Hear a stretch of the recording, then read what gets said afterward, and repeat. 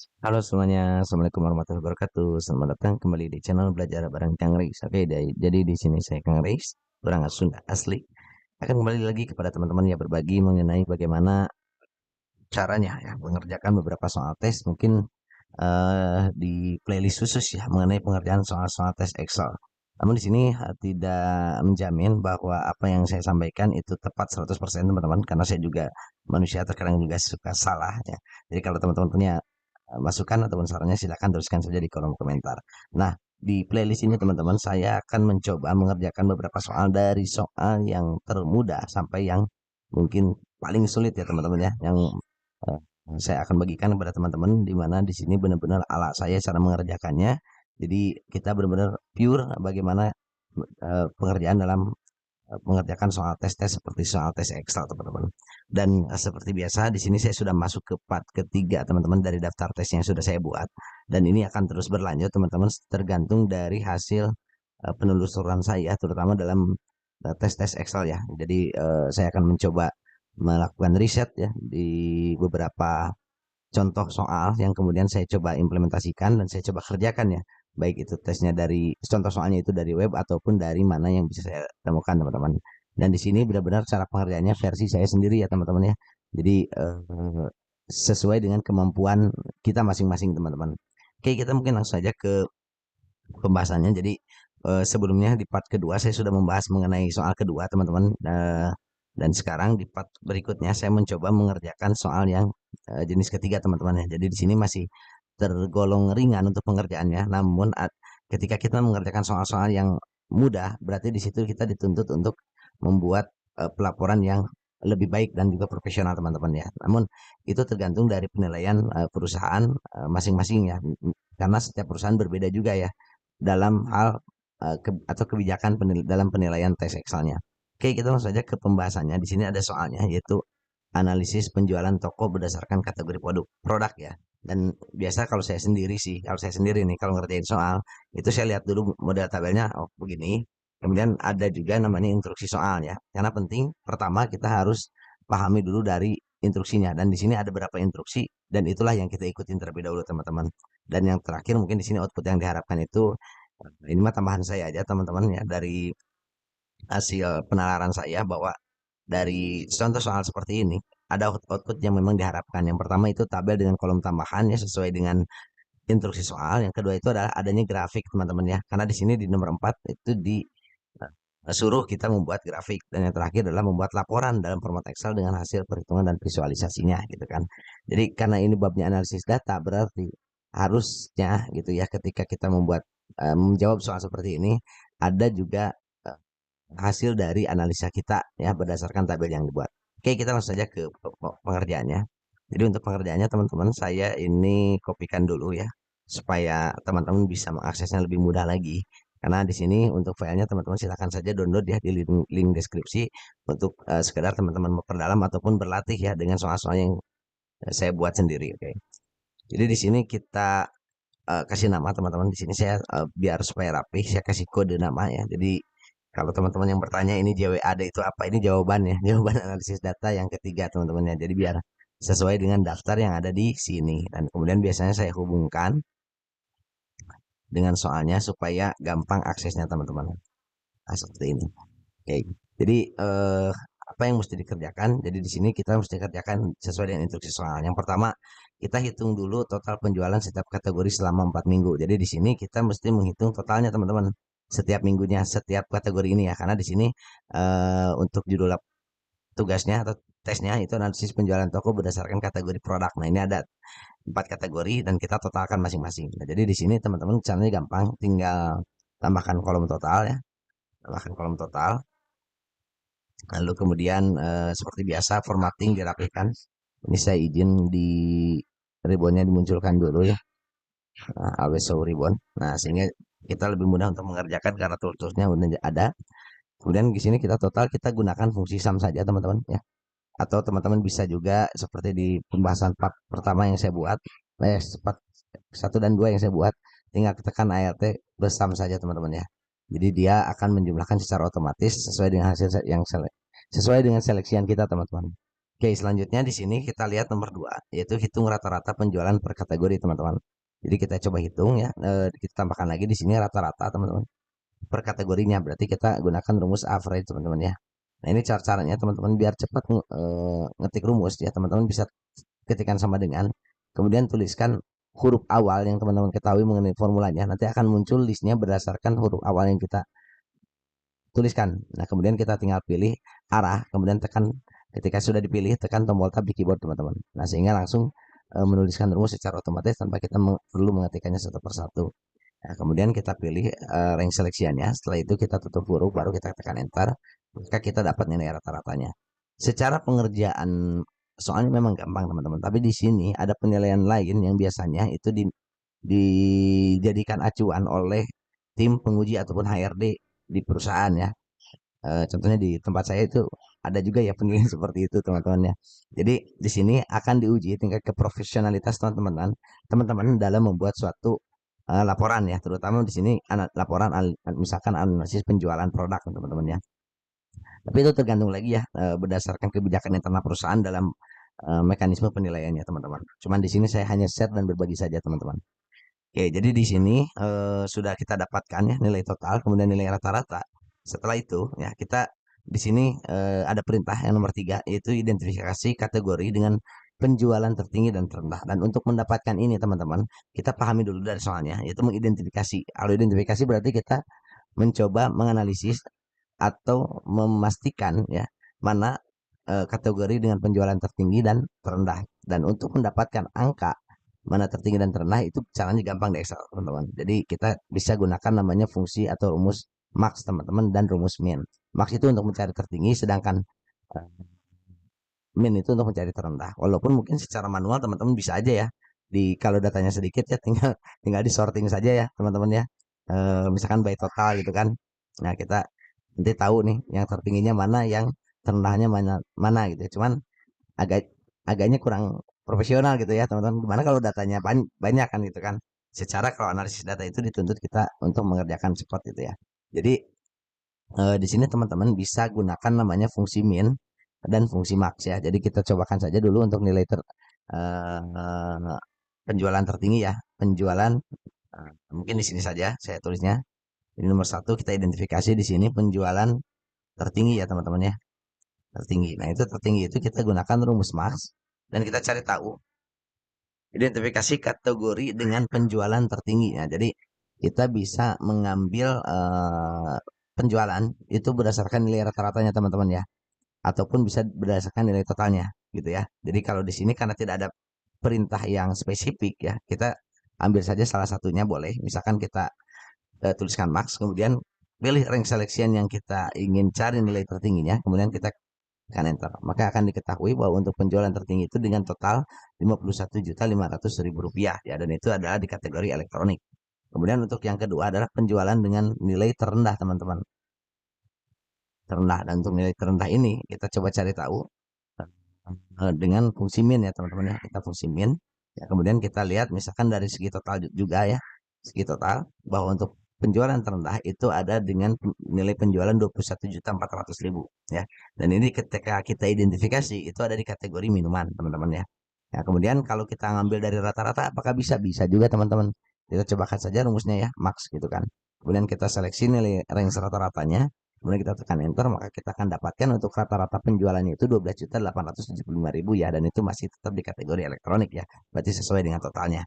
Kemudian kita cobakan juga rumus min ya di rata-rata, dan kita dapatkan untuk nilai rata-ratanya itu ada 5.350.000, dan ini sesuai ya, berarti yang kategori minuman. Nah, teman-teman, ketika kita disuruh mengidentifikasi, berarti di sini kita benar-benar diperintahkan untuk menganalisis hasil laporannya, teman-teman. Seperti itu ya, teman-teman.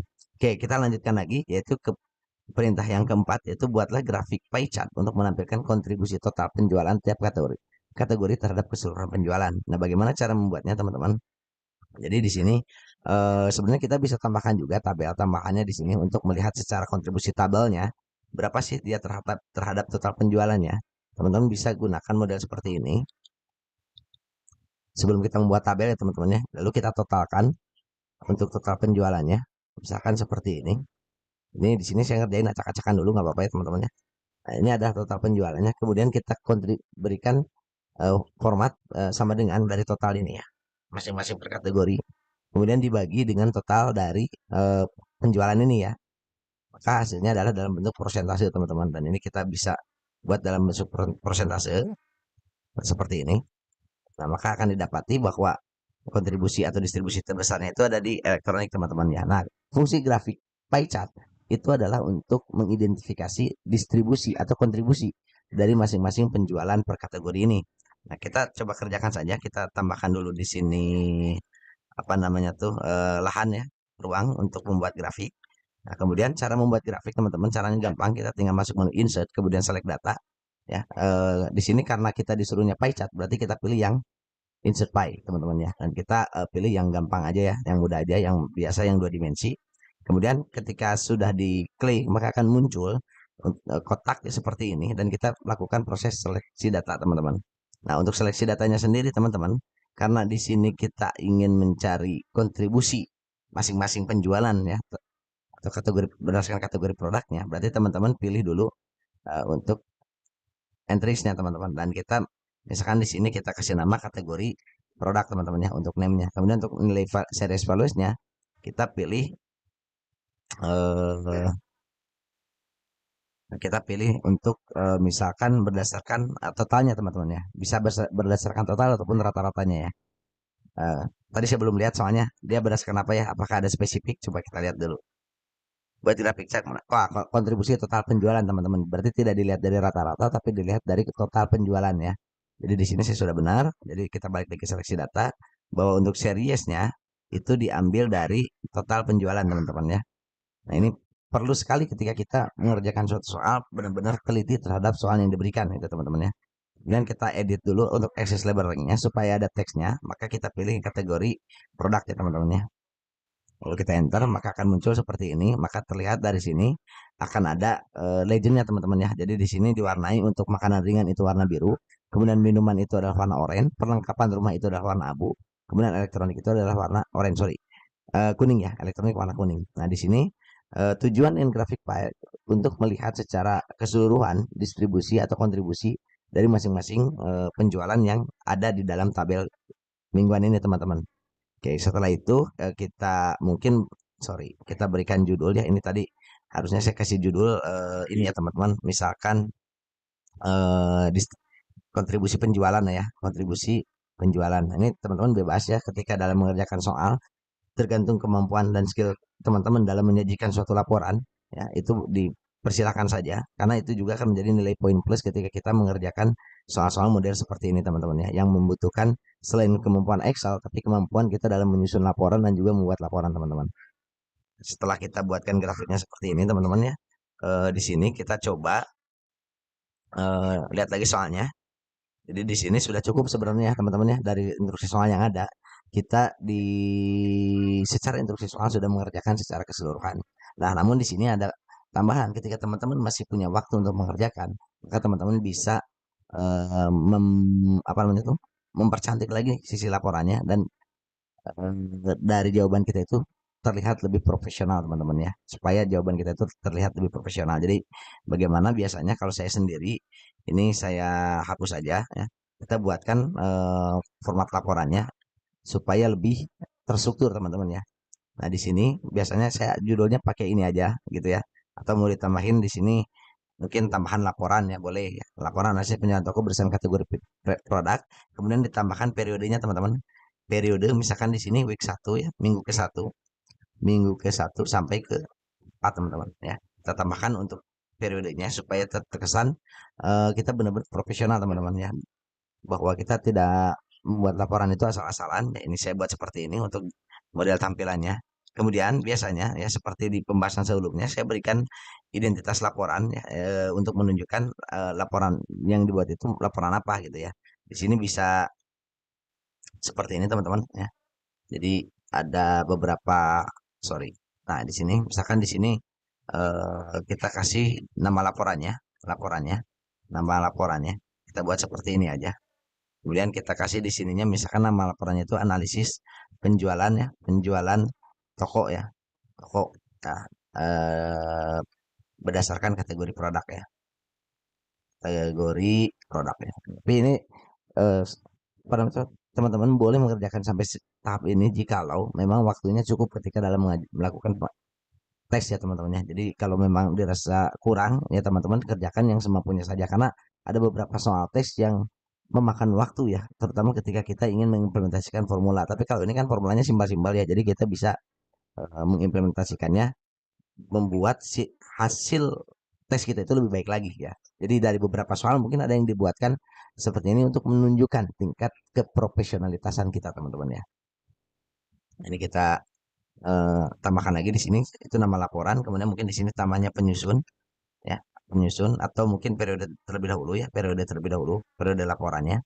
Jadi biar walaupun di sini sudah disebutkan ya, nggak apa-apa disebutkan lagi juga ya. Minggu ke-1 sampai ke-2, ke-4 ya berarti ke-4. Nah, misalkan seperti itu. Kemudian jangan lupa siapa penyusunnya. Ya misalkan di sini kan berarti saya ya, yang Reis misalkan gitu ya. Nah, oke, jadi setelah seperti ini kita bisa buatkan modelnya menjadi seperti ini ya teman-teman ya. Kemudian ini untuk total mungkin kita rapikan supaya lebih menarik ya. Kita buat menjadi seperti ini aja. Mungkin di sini tambahin total penjualan biar tahu apa sih yang ditotalkan di situ. Nah, kemudian kita berikan kotak-kotak seperti ini teman-teman. Ini bebas-bebas saja ya teman-teman ketika mengerjakan tes sebisanya saja sebenarnya. Tidak harus kita mesti sempurna teman-teman ya. Karena yang penting kita mampu mengerjakan keseluruhan soalnya teman-teman ya. Sehingga dari masing-masing soal itu tetap dapat poin ataupun nilai yang bisa menjadi penilaian buat kita sehingga menjadi alasan kita bisa diluluskan seperti itu teman-teman ya. Oke, selanjutnya mungkin di sini untuk penjualan tertinggi terendah ini saya pindahkan ke sini teman-teman ya, supaya terlihat lebih rapi ya. Ini kemudian saya merging saja supaya terlihat lebih rapi juga. Di sini mungkin untuk total penjualan di sini kita buat merging lagi ke sini biar dia bisa satu row. Sorry, maksudnya biar ukurannya tidak terlalu besar teman-teman. Ini tergantung kecepatan teman-teman juga dalam melakukan pengeditan ya teman-teman ya. Kalau dirasa misalkan, aduh, saya masih lambat dalam hal mengedit ya, gak usah juga seperti ini teman-teman ya. Ini kan saya berbagi aja alas saya gitu kalau ngerjain tes gitu mungkin ya. Jadi saya buat seperti ini saja.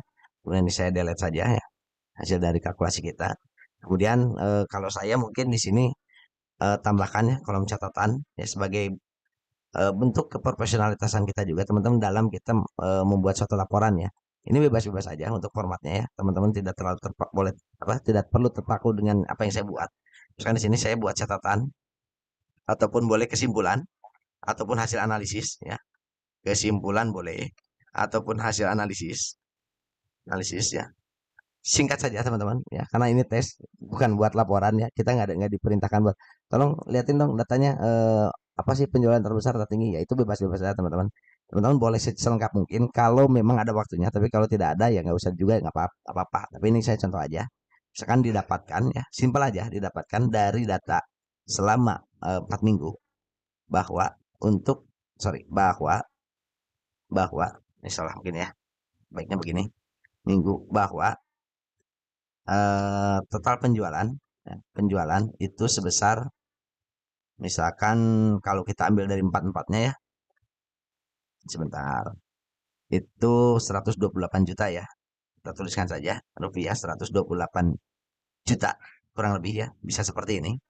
Kemudian dengan penjualan tertinggi, misalkan penjualan tertinggi itu ada pada kategori elektronik ya teman-teman ya. Karena kita udah identifikasi bahwa yang penjualan tertinggi itu di kategori elektronik ya. Kalau ini kurang cukup kita kecilkan saja dan ini kita tuliskan modelnya seperti ini ya teman-teman ya. Jadi kita membuat laporan selengkap mungkin supaya menjadi nilai tambahan buat kita gitu ya. Kemudian untuk grafiknya kita misalkan bisa tuliskan di sini lampiran ya. Lampiran sebagai bentuk hasil dari apa namanya tuh analisis kita ya. Ini boleh seperti ini, bebas-bebas saja. Kalau teman-teman pengen yang terstruktur lagi, misalkan ditambah identitasnya A ini dinas laporan, B ini ada tabel data, kemudian C-nya hasil analisis, kemudian terakhir ada lampiran, mungkin kesimpulan dan lain-lain, itu lebih bagus lagi. Tapi saya rasa kalau terlalu banyak seperti itu, nantinya waktunya nggak cukup ya teman-teman. Jadi tergantung jumlah soalnya juga ya, jangan terpaku dengan kondisinya teman-teman ya. Wah, mesti sempurna nggak juga. Yang penting 4 perintah ini pertama sudah dikerjakan, teman-teman boleh lengkapi hasil dari jawabannya itu menjadi lebih terstruktur ya. Karena saya di sini jelaskan semuanya karena kalau saya kan tidak butuh waktu ya, kan di sini hanya ingin berbagi aja, tapi bukan dalam tes juga. Jadi kalau teman-teman yang memang benar-benar dalam tes, kerjakan benar-benar dari yang paling penting yaitu instruksi soalnya dulu gitu teman-teman ya. Ini kita bisa buat seperti ini kalau buat lebih rapi lagi ya. Ini instruksi soalnya kita delete saja karena kita sudah tahu apa yang sudah mesti kita buat ya. Kemudian ini biasanya kalau saya apa namanya di setting-setting sedikit teman-teman ya. Untuk bordernya saya mungkin hilangkan saja biar agak kelihatan rapi ya seperti ini. Nah, ini bisa juga karena ini grafik cepat pie kita buat modelnya mungkin seperti ini juga boleh teman-teman ya. Biar lebih rapi lagi. Nah, seperti itu juga boleh. Ini mungkin lightingnya supaya lebih enak kita buat di right saja. Nah, seperti ini ya teman-teman ya. Jadi untuk laporannya itu terlihat terkesan lebih rapi ya. Nah, mungkin karena lampirannya ada di sana sebentar. Ini kita geser ke sini aja lah, gitu ya. Nah, ini. Nah, di sini mungkin kita bisa tambahkan teman-teman titik mangsa pembuatan laporan ya. Misalkan di sini Bandung ya, kemudian di sininya 29 Januari 2025 ya teman-teman ya. Ya, ini adalah elemen-elemen yang ada biasanya di dalam format laporan teman-teman. Sebentar, ini kurang ke sini, ini saya merging saya ke sini biar rapi. Nah, di sini mas seni bagaimana teman-teman melakukan pengeditan ya teman-teman ya. Di sini mungkin saya tambahkan penyusun. Kemudian setelah itu di sini saya tambahkan nama, misalkan di sini saya sendiri ya Kang Reis. Oke, jadi saya buat menjadi seperti ini juga boleh teman-teman ya. Sebentar, nah ini biar rapi. Jadi terkesan kita lebih profesional dalam mengerjakan laporan teman-teman ya. Dan ini hasilnya teman-teman. Jadi kalau teman-teman misalkan mau lakukan, nah ini biasanya sih kalau saya ini hurufnya dibuat besar teman-teman ya. Jadi sebentar, ini biar cepat aja teman-teman. Ini bisa pakai upper ya. Nah ini begini. Kalau saya biasanya begini saja teman-teman ya. Oke, jadi terkesan lebih profesional teman-teman dalam pembuatan laporannya. Kalau kita lebih apa ingin ada waktu lagi nih karena kita ngeditnya cepat, kita bisa setting untuk ukuran huruf sorry ukuran kertasnya ya. Kita atur-atur lagi supaya bisa dilakukan pencetakan juga teman-teman. Misalkan saja ini mah ya. Kita buat seperti ini saja biar cepat. Nah, sehingga ketika kita mau coba print itu juga bisa menjadi suatu laporan teman-teman. Dan ini harusnya sih dengan pengerjaan seperti ini kalau sampai sempat ngerjain seperti ini itu lebih baik lagi atau lebih bagus lagi. Oke, mungkin itu aja teman-teman ya untuk pengerjaan soal ketiga. Mohon maaf kalau ada kekurangan ataupun miss dari yang saya sampaikan karena keterbatasan pengetahuan dan juga pengalaman saya.